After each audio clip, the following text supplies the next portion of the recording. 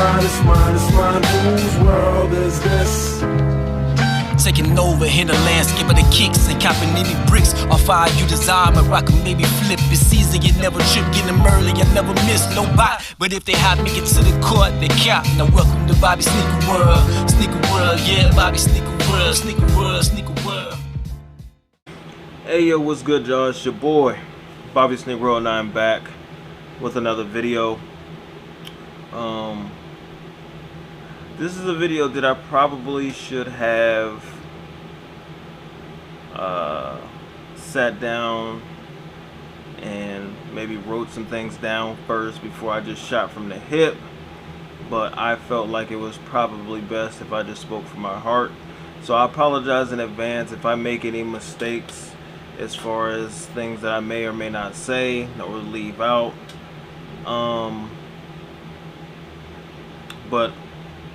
The only two things that I planned on saying, I knew for sure that I would say, is that I wanted to say rest in peace to Big Floyd, George Floyd. Obviously everybody knows what happened with that situation, and the views, you know, anything that I say is my opinion alone. You know, I don't speak for anybody but myself. I don't speak for the black community as a whole. I don't speak for the white community or anybody else. I speak for Bobby. So that's the only two things that I wanted to say, as far as that I knew what I was going to say. I have recorded this video a couple times over the past week, but I never finished it, whether I got too emotional or whatever the case may be. It's a lot of emotions. It's a lot of things that have happened, a lot of things going on. And also, you know, I have a sneaker channel, but I also don't want to limit myself and not be honest and not be authentic to who I am, and not let my voice be heard. Whether people want to hear my opinion or not, that's fine, because, you know, we all have the power to either click or not click on a video, or once you start and you see what it's about, you can move on if it's just not something you're interested in from my channel. And I understand that, and I respect it. But anyway, I did want to share my views. The only reason that sparked me to want to do this again is after I saw some footage yesterday of the young lady talking about George Floyd and bringing up a young black lady, bringing up his criminal history, and talking about how he's no angel, and, you know, how she can't, you know, celebrate his life and things, you know, not gonna act like he's some type of martyr or anything like that. Now, what I'll have to say for that is, now I can understand that everybody has a past, but what people tend to do is we love to villainize victims, black victims in this country. It's been happening since the beginning of time. We're not allowed to be victims. Anything that happens to us, people try to find a way to villainize the victim to rationalize what happened to them. So if you have, whether it's a Trayvon Martin, whether it's a Tamir Rice, I'm not gonna go through all the names. You guys know the names, but we'll find, well, he sold weed in high school this one time, or he did this one time, or he had a toy gun, or he was selling, he's had a bad $20 bill or a bad check. People, we have to stop doing this. You have to stop doing this, because whatever a police officer's job, because that's what it is, it's an occupation. It's an extremely tough occupation. I carried a firearm as an officer for 6 years. I know how tough it is to be put in positions that are split-second life or death situations. But that does not at all absolve you from making bad decisions or willingly making bad decisions to either harm or kill people. Does not you do not become judge, jury, and executioner. That is not, you're not hired to do that job. You're hired to arrest people or detain people that commit crimes. They go through due process and they see a judge and they get their sentence. I also want people to understand that, speaking for myself, I'm not against the police. I know that the police have a job in this country, and their job is to, like I laid out before. So whether somebody's black, Puerto Rican, or Asian, I could care less. If you commit a crime, and you're proven guilty for that crime, whatever. You arrest the person, they go to court, they see a judge and they're arrested, in their sentence. In that order. I have no problem with that. I don't care if you're black or white, it doesn't matter. But things have to be fair and balanced. And things obviously have never been fair and balanced when it comes to the judicial system for black people. It just never has. It's not set up that way. It's never been set up for us to get a fair shake. But it's beyond the judicial system, because if you can, let's just say it's not about just like people being arrested. You can't have someone shoot 9 people in a church, murder 9 people in a church, and you arrest them, take them to court, take them to jail. They have their court date, and justice is served in whatever way it needs to be served. But then you have a man selling loose cigarettes outside of a convenience store, and you administer chokeholds that you're not trained to do. Nobody's trained to choke people out, and he's unarmed. That's your job, to be able to de-escalate the situation. If it's a crime, find a way to take him into custody without him losing his life. George Floyd did not deserve to lose his life because of, from what I'm hearing, I'm not going to speculate that he did not even actually commit a crime. Who knows? Even if he did, does not matter. Does not matter. His crime did not warrant him losing his life for it. You arrest him for his crime, take him to court, take him to jail, sees a judge, sentence for his crime. Regardless, I don't care what type of person he is. That has nothing to do with why he died that day. So at some point, we have to stop villainizing victims in this country. I don't know if it will stop, but hopefully, prayerfully, one day it will. That was one thing that I wanted to touch on. Another thing that I wanted to touch on is just the what happened to George Floyd in itself. So that was rough, and I had somebody here in Columbus say that, well, why are they, because we have a lot of protesters down here in Columbus, downtown. Why are they doing this? Why are they protesting here? Why are they whatever? And what I think a lot of white people don't understand is that I don't need to know George. Never met the man in my life. Never seen him before the day that he was killed. But we're still all connected. The fact that I was crying real tears. I didn't watch that video the day that it was released. I think it took me a couple days to even be able to watch it, and then when I did, I wish that I didn't.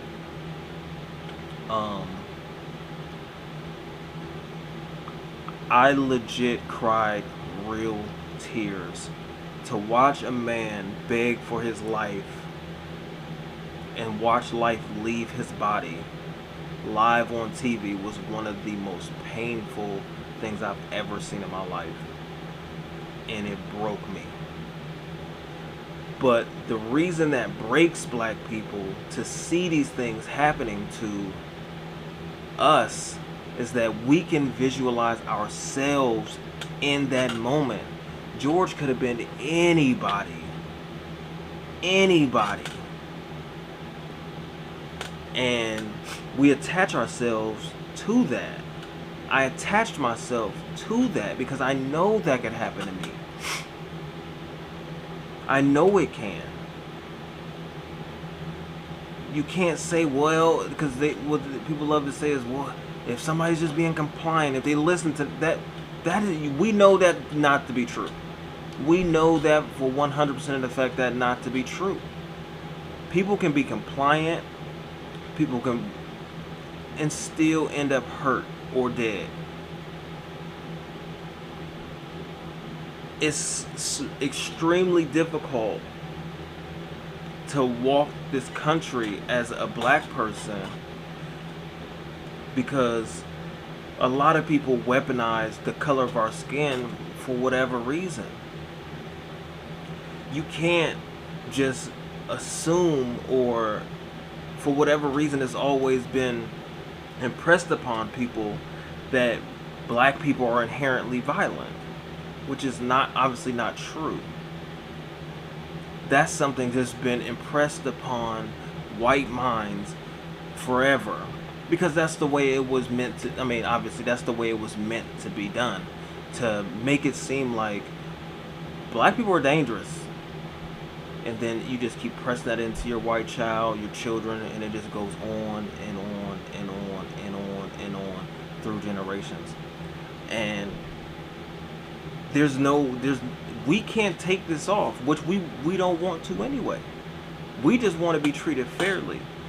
So I'm not saying that Dylan Roof should have been killed, but I'm also saying that George Floyd shouldn't be killed. You see how, like, if you're gonna kill one, kill the other. If you're gonna arrest one, arrest the other, take them both to jail. Like, that's all I'm saying. I'm not saying that Dylan Roof doesn't deserve his day in court, regardless of how heinous his crime is. If Dylan Roof had pulled his guns on officers or whatever, obviously you got to take his life, because now it's protecting yourself and protecting everyone around you. That's the job of a police officer, to protect and serve, not to take life willy-nilly. Just like, oh, whatever, this guy, I don't like him, he's talking back, looked at me crazy. A lot of the time these people are in handcuffs or whatever, and they're getting beat, restrained, getting beat. What do you think that's going to do? That doesn't build a relationship. That doesn't build any rapport with the black community. That, like, do you think you're gonna teach him a lesson? So now when he gets out of jail, like, what is he gonna, like, have some type of newfound respect for police because you beat him last time? You taught him a lesson? When he sees you again, he's like, oh, that's Officer Tim. I know. Like, come on, man. That's not how that works. It builds a even larger divide. If you don't know how to police your community, or if you're in fear of your life in your job, then that's not the job for you. There are people that commit crimes in the black community. There are people that commit crimes in the white community. Asian, whatever. Black on black crime is a myth. I think one of my first videos that I ever posted to YouTube was about black on black crime. I don't even know if by the time the end of this, I get done recording this, I might make it public. I don't know if it's still public or not. Before this was a sneaker channel, I used to make all types of videos about, just social issues and things that were on my mind that I would just get on and freestyle about. I think I recorded them on my phone, posted them on Facebook. Then I was like, I might make a YouTube channel, and I just moved them over to YouTube. Black people, it's on us too. Not the George Floyd situation, not Tamir Rice, not all, not all these other situations. But we have to start policing our own community as well. We have to. It's on us. Things that we don't want, that we say that we don't want to be a part of our communities, we have to police. We got to get it out of there. If we say we don't want drug dealers in our community, we got to get them out of there. We got to find a way we have to find a way to police our own communities. If we say that we want better, I don't care about what white people think. I'm talking about us. What we have to do better, we have to police our communities. If it's something that we say that we don't want, we have to get it out. We have to get it out. No ifs, ands, or buts. So we got to figure that out. And white people, one thing that I'm loving right now, is that it seems like the movement, like the ears and the eyes are open wider than they ever been since before my time here on earth. Don't let it be a fad. Don't let it be the wave, like it's the cool thing to do right now. You can't lose right now with Black Lives Matter. You know what I'm saying? It's the cool thing. Don't let it just be cool. Oh yeah, don't just be a part of the movement for right now. I had so many of my white friends reach out to me, and they asked me, what can I do? What can I do to help? I love you and Josiah, different things like that. And I appreciate it. I appreciate every kind word, because I've always been an open book. I've always been somebody that people from the white people and anybody else have always come to me and asked me different questions, because I'm an open book and I have no problem giving my opinion on things, or giving information that, at least to the best of my ability. But those tough conversations are easier with me because I'm really open and able to divulge, and I'm educated on it. But you guys have to have those tough conversations with people that look like you. That's the only way things can change. That we don't have the power to change anything. We don't have that ability. We can't change a racist white person's mind. You can bring all the facts, you can bring your opinion, you can bring statistics, you can bring everything you want to bring. If it's set in your mind that you don't like black people, or this thing happened or that thing happened, and that skews your view, or that's the way you were raised, it's almost impossible to change a grown ass man or woman's mind on racial, because it doesn't matter what you bring up, they'll try to find a way to refute it, just like you can refute almost anything a racist person says, but it doesn't mean it's going to bring you together. The only way that it's going to change, if people that look like you talk to you about, bring facts, and maybe it'll help you. And I think that's going to be on the younger community. Like when I went to college initially, I went for social work and sociology, because I wanted to work with kids. I wanted to work with the youth, because I know that's where messages has to start there. Dealing with adults is almost impossible. People's minds and their ideals are set in almost stone. Have conversations within your own community. Be active. And white people that like me, whether you know me personally or whether you just watch me here on YouTube or wherever my other social media, put my face. Replace George Floyd with Bobby. How does that make you feel? If you say that you care about me in any small amount, like if you know me personally, or if you know me just through whatever means that you say, that you like me, whatever way you came about meeting me or knowing me, just replace me and George. See, because that's the thing, what people don't understand. When they try to find dirt on people to rationalize it or make it okay for somebody to make them feel more comfortable that somebody died, what about me? I'm a father. I don't get in no trouble. I don't smoke. I don't drink. Not that that even matters, but I work hard and all this other stuff. Replace me. Like, put my son there. Put me there. That's the problem. It doesn't matter who that person is down there on the ground. Because if my skin color is a weapon, it doesn't matter if I'm educated. It doesn't matter if I'm a criminal. It doesn't matter if I got kids at home waiting for me to come home. Doesn't matter. Because they don't ask you those questions before they kill you. They don't have to know you personally. But then after I'm gone, people are going to be like, oh my God, he was such a good guy. He did YouTube, and he loved sneakers, and he loved his son, and he has his family. I'm gone now. What does it matter? What does it matter? I'm a face on a t-shirt. I'm a hashtag. You can't just be... You have to be a part of it. You have to be a part of the change. You can't just be like, well, I know Bobby, or you know what I'm saying? Like, you know a couple black people and you like a couple black people. That's not good enough. That's not good enough. Because that doesn't change anything. You have to be active in change.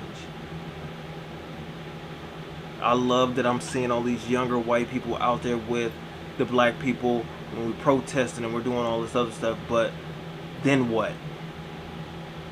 The next thing that we have to do is vote. The Democrat or Republican, it doesn't matter. Vote for who's going to change the world. This George Floyd can be a shift. We don't want to miss this moment, man.